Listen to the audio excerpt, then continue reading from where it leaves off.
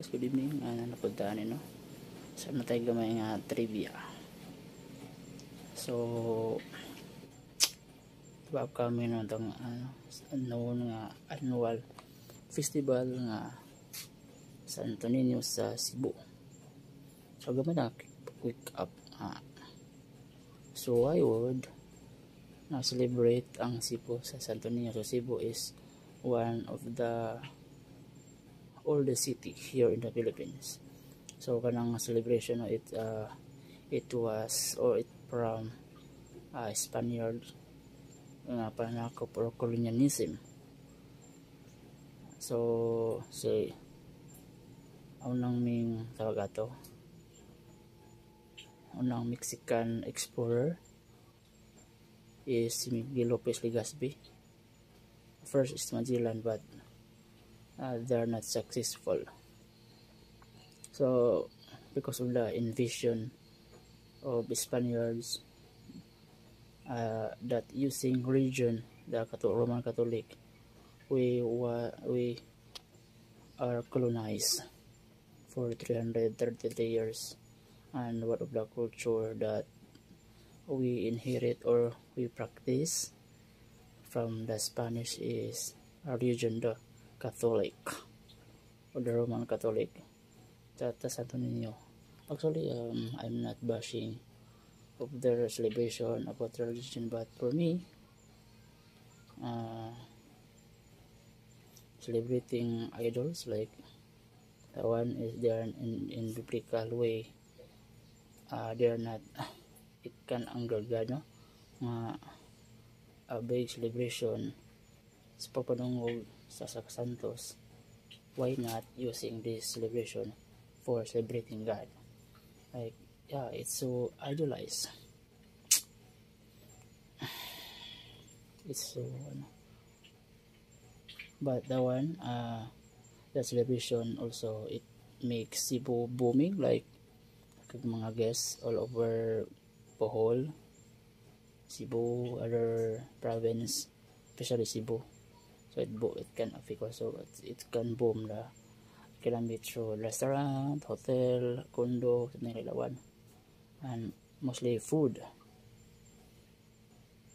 Yeah, it's a good thing, but the essence or core is not. It is we are not learning the lesson for 333 years. Pagsakop for colonizing the Spaniards ang Pilipinas. So for me, I'm not bashing, no.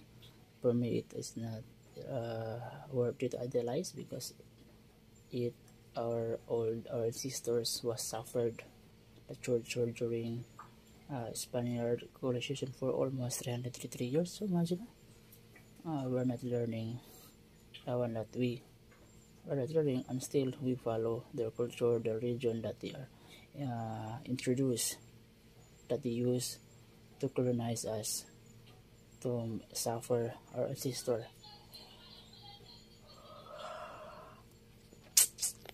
It's so heartbreaking.